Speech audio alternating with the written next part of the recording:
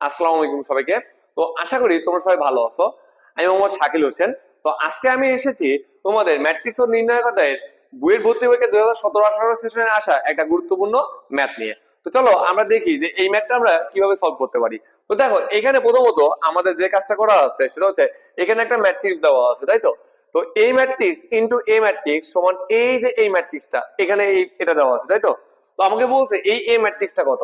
তো তোমরা অনেকে এই বিষয়টা এভাবে চিন্তা করতেছো যে ভাই এটা কোনো বিষয় হলো, আপনি এইটাকে এই পাশে পাঠান, ইনভার্স হয়ে যাবে। সো ইনভার্স হয়ে গেলে তো আমি মানটা বের করে ফেলতে পারি। কিন্তু তোমার একটা বিষয় মনে রাখা উচিত, সেটা হচ্ছে যে এটা কিন্তু আসলে বর্গ ম্যাট্রিক্স না। আর এটা যদি বর্গ ম্যাট্রিক্স না হয় তাহলে তুমি কিন্তু এটা ইনভার্স ম্যাট্রিক্সটা বের করতে পারবে না। সো আমরা কিভাবে আসলে এটাকে এই পাশে না পাঠিয়েও আমরা এই এর মানটা কি করতে পারি বলতো, বের করতে পারি, এইটা আমরা দেখবো। ঠিক আছে? তো তার আগে আমাদের একটা বিষয় বুঝতে হবে, সেটা হচ্ছে ম্যাট্রিক্সের ক্রম বা মাত্রা বা অর্ডার, এর বিষয়ে আমাদের একটু ধারণা রাখতে হবে। এবং ম্যাট্রিক্সের গুণ করা যে কোন শর্তে ম্যাট্রিক্স দুটো গুণ করা যায় সেটা আমাকে জানতে হবে।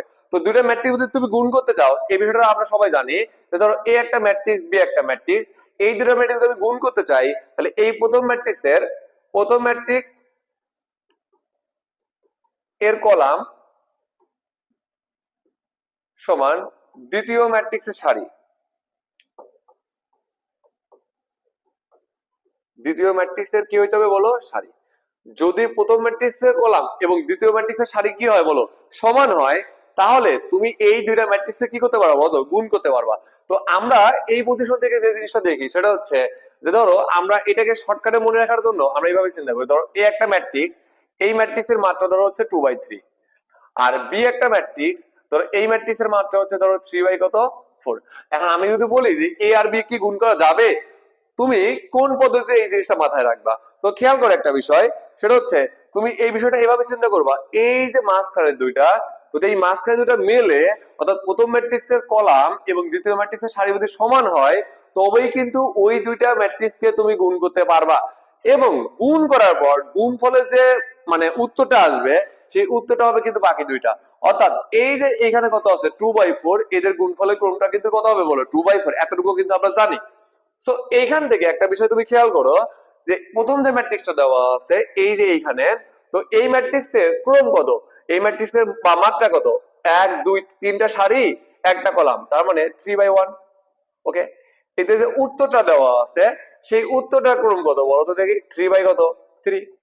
তাহলে আমাকে এটাকে আইডেন্টিফাই করতে হবে, যে ম্যাট্রিক্সটা আমি বের করতে চাচ্ছি এ ম্যাট্রিক্স, এই এ ম্যাট্রিক্সের আসলে মাত্রা কত, আমাকে এই এ ম্যাট্রিক্সটাকে ধরে নিতে হবে। তো আমি যদি ধরে নিতে চাই তার আগে আমার এই এ ম্যাট্রিক্সের মাত্রাটা বুঝতে হবে। তাহলে কিভাবে আমরা এই ম্যাট্রিক্সের মাত্রাটা নির্ণয় করব? এখন একটা বিষয় তুমি চিন্তা করো, দুইটা ম্যাট্রিক্স কখন গুণ করা যাচ্ছে, তখন এই মাঝখানে দুটো কি হচ্ছে বলো, সমান। আমরা এইভাবে মাথায় রাখতেছি, মাঝখানে দুটো কি হচ্ছে বলো, সমান। তাহলে এইখানে একটা বিষয় দেখো, যেহেতু এই প্রথম ম্যাট্রিক্সের সাথে এই এ ম্যাট্রিক্সটা গুণ করা গেছে, তাহলে 100% এই এ ম্যাট্রিক্স এর যে তোমার সারির সংখ্যা সেটা 100% কত হবে বলো, 1। কারণ এটা যদি সারির সংখ্যা যদি 1 না হয় বলো, এই দুটাকে মিলবে, এই দুটাকে মিলবে, মিলবে না। তাহলে নিঃসন্দেহে সারির সংখ্যা কত হয়েছে বলো তো, 1। এবার আসি আমরা, সেটা হচ্ছে তাহলে আমাদের এই যে এ ম্যাট্রিক্স এর কলাম সংখ্যা আসলে কত। তাহলে একটা বিষয় চিন্তা করো, বাকি দুইটা কি হয় বলো, ওই ম্যাট্রিক্সের গুণফলের ক্রম হয়। তো এইখানে এই ম্যাট্রিক্সের গুণফলের ক্রম কত বলো, এখানে 3/3। তাহলে 100% এটা যদি 3 আছে, বাকিটা কত হবে বলো তো, 3 হবে। তার মানে এই যে এ ম্যাট্রিক্স, এই এ ম্যাট্রিক্স এর মাত্রা বা ক্রম এটা কত হবে বলো, 1 কত হবে, 3। এটা আগে আমাকে বুঝতে হবে। ঠিক আছে? তাহলে আমরা যদি এই জিনিসটা যদি বুঝি, তাহলে এখান থেকে আমরা যে কাজটা করতে পারবো সেটা হচ্ছে দেখো, এখান থেকে আমরা যে কাজটা করতে পারি সেটা হচ্ছে এরকম, যে আমরা লিখবো যে ধরি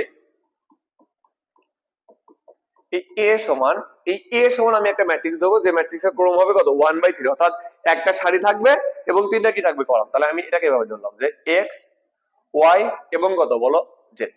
ঠিক আছে? তো এটা আমি ধরলাম। এখন আমাদের যে কাজটা করতে হবে সেটা হচ্ছে এইটা এবং এই এ ম্যাট্রিক্স গুণ করে আমি এটা ইকুয়াল লিখবো। ঠিক আছে?